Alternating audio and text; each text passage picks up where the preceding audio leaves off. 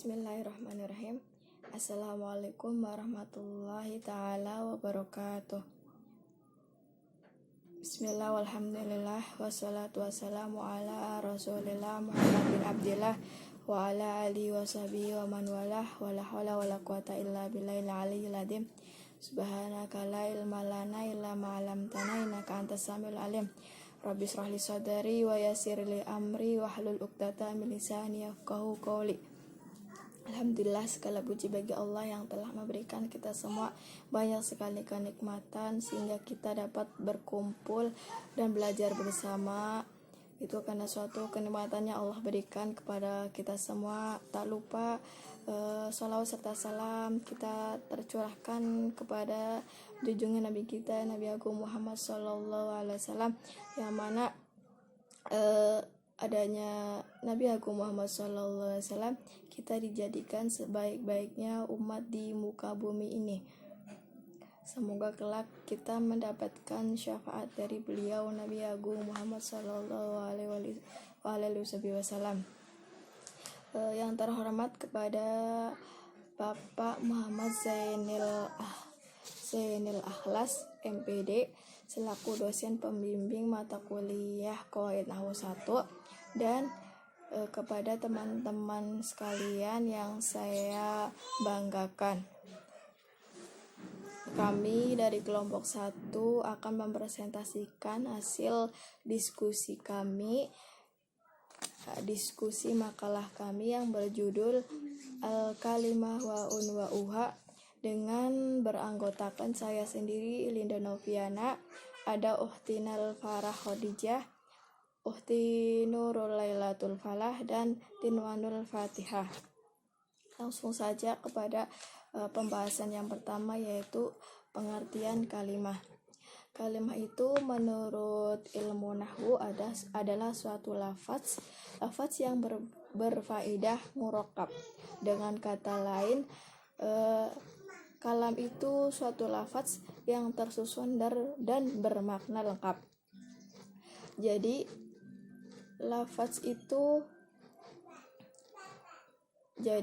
kalam adalah lafaz yang tersusun dan bermakna lengkap. Pada penjelasan di atas bahwa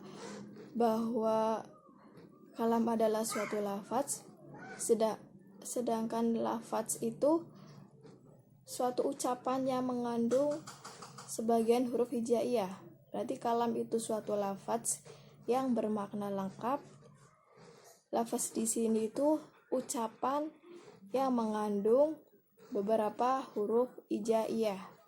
Contohnya kitabun. Kitabun itu ucapan. Kitabun ucapan mengandung makna kan? Makna kitab, buku.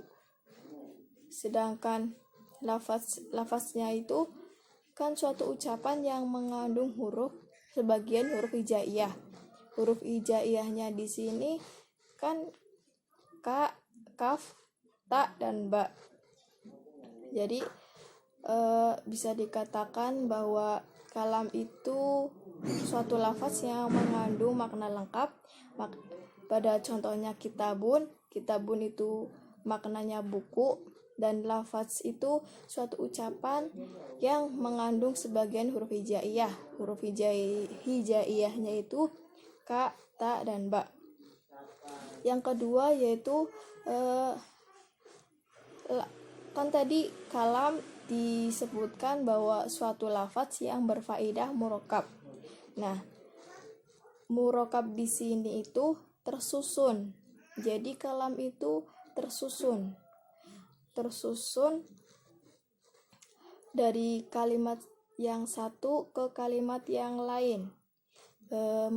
Jadi kalimatnya itu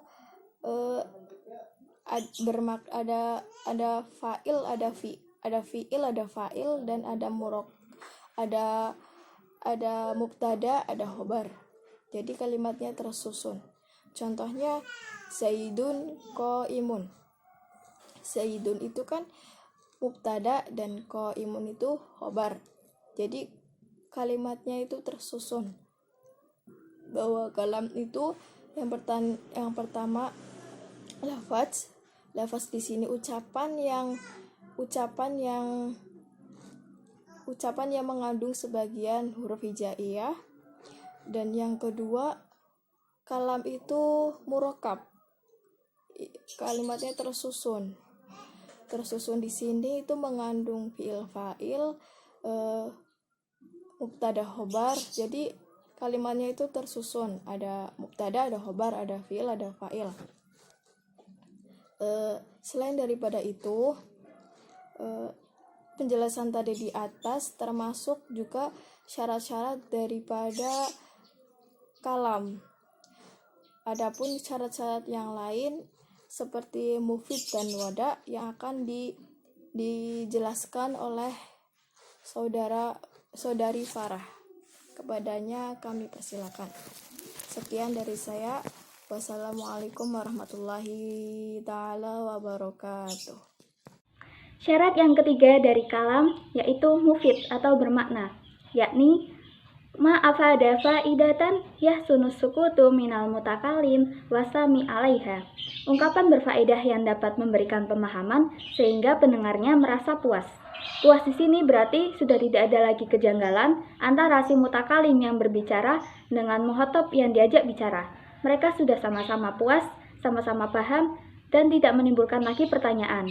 Contohnya, Zaidun qa'imun, Zaid telah berdiri. Ungkapan ini sudah jelas, menyatakan bahwa Zaid itu telah berdiri, sehingga mudah dipahami dan tidak janggal ketika didengar. Contoh yang lain, yaitu, Kataba Ahmadu ar-risalata, Ahmad telah menulis surat. Ungkapan ini juga sudah jelas, menyatakan bahwa Ahmad itu telah menulis surat. Lalu contoh ungkapan yang belum jelas itu seperti apa yang masih janggal untuk didengar dan tidak dapat dipahami? Contohnya, in qama Zaidun, jika Zaid telah berdiri. Ungkapan ini tentu masih janggal untuk didengar, seperti masih ada yang belum tuntas untuk disampaikan. Jika Zaid telah berdiri itu lalu kenapa? Lalu bagaimana? Dan berbagai pertanyaan lain. Contoh yang lain, in ja'a abi, jika ayahku telah datang. Nah, ini juga masih bingung. Kalau abi telah datang, kalau ayahku telah datang, itu lalu kenapa? Bagaimana? Seperti masih ada yang belum disampaikan seperti itu. Lalu kalau kita ingin menyempurnakannya agar menjadi mufid, berarti harus ada tambahannya. Diberi tambahan seperti in qama Zaidun qumtu. Jika Zaid telah berdiri, aku pun berdiri. Yang lain contohnya yaitu in ja'a abi fa'akrimhu. Jika ayahku telah datang, maka aku pun akan menghormatinya. Lalu syarat yang terakhir ya, berarti yang keempat itu wada.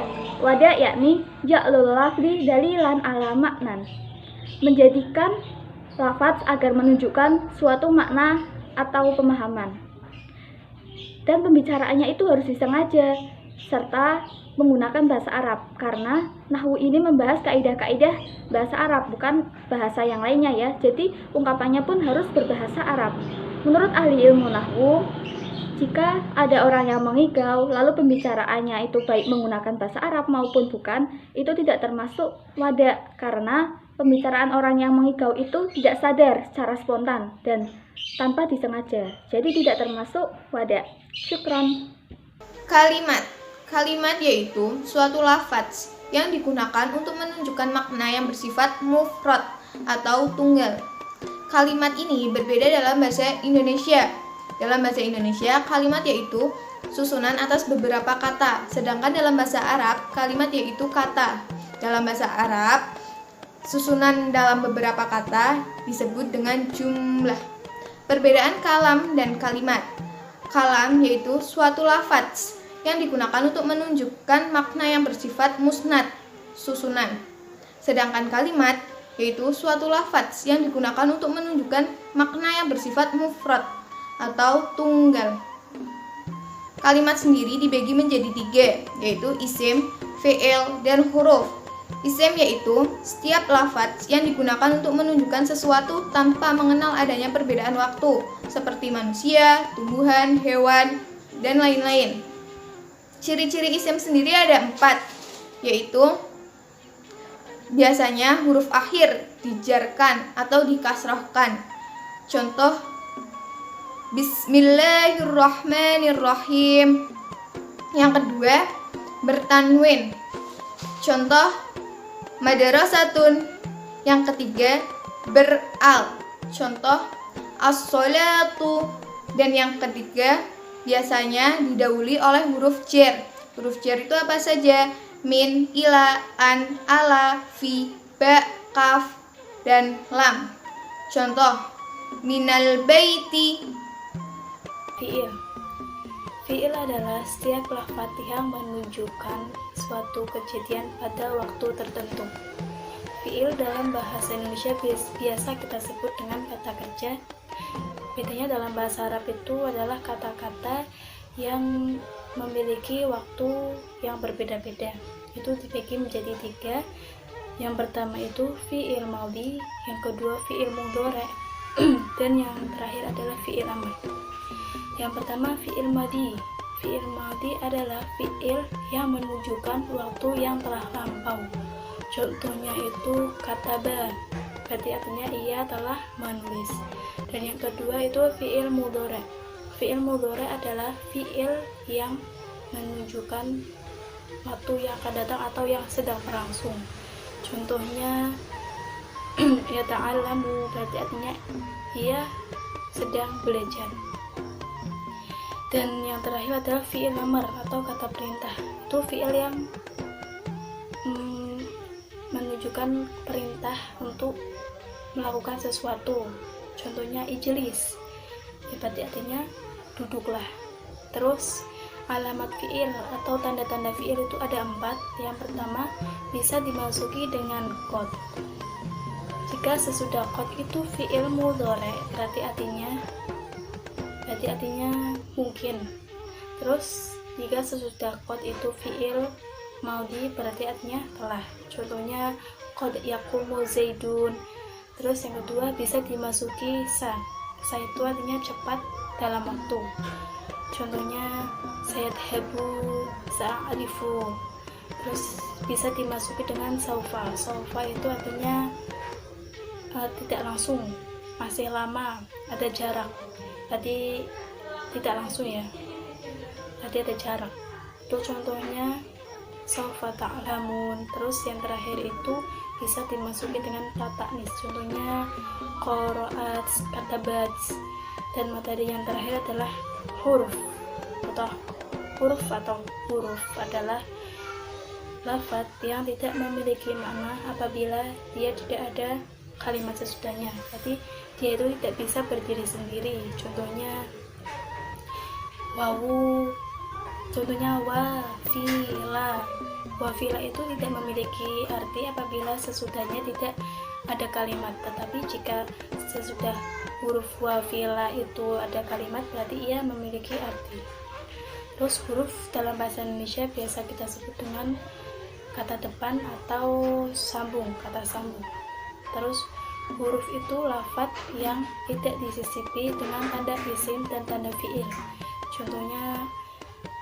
Contohnya yaitu huruf jar, min, an, ila, ala, dan lain sebagainya, atau huruf istifham itu hal dan alif. Lafaz-lafaz itu adalah huruf sebab selalu tidak ditanwini atau disisipi qad, alif, lam, dan ta ta'nis.